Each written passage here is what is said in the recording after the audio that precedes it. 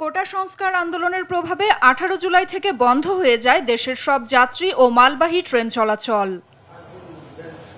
এমন পরিস্থিতিতে 2 সপ্তাহ বন্ধ থাকার পর সীমিত পরিসরে ট্রেন চলাচল শুরু হয়েছে।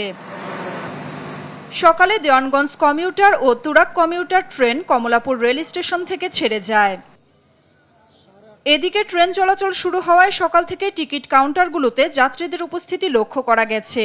ট্রেন চলাচল শুরু হওয়ায় স্বস্তির কথা জানান যাত্রীরা। ট্রেনের চালু হওয়াতে আমাদের অনেক সুবিধা হচ্ছে, আর যদি ট্রেন না চালু হতো আমাদের টাকাও লাগতো বেশি, সময় লাগতো বেশি, তারপরে কষ্ট হতো। আমাদের সাধারণ জনগণের অনেক কষ্ট হয়েছে, যে টাকা দিয়ে আমরা যাইতাম ওই টাকা দিয়ে আমরা যাইতে পারিনি। এখন মনে করেন ট্রেনটা চালু হয়েছে, এটা আমাদের জন্য অনেক ভালো, দেশের জন্য ভালো।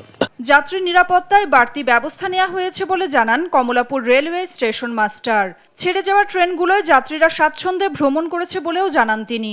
14 দিন পর আর কি আজকে ঢাকা থেকে বহির্গামী বিভিন্ন রুটে কর্তৃপক্ষের নির্দেশেই আপনার ওই ট্রেন চলাচল শুরু হয়েছে। যাত্রার বিষয়ে কোনো বাধা ছিল না, কোনো সংশয় ছিল না। যাত্রীরা বেশ আনন্দের সহিত ভ্রমণ করেছে। যাত্রী নিরাপত্তায় কোনো বিঘ্নতা চলাচলে কোনো বিঘ্নতা নাই। আমাদের কাছে দৃশ্যমান কোনো কিছুই পরিলক্ষিত হয়নি।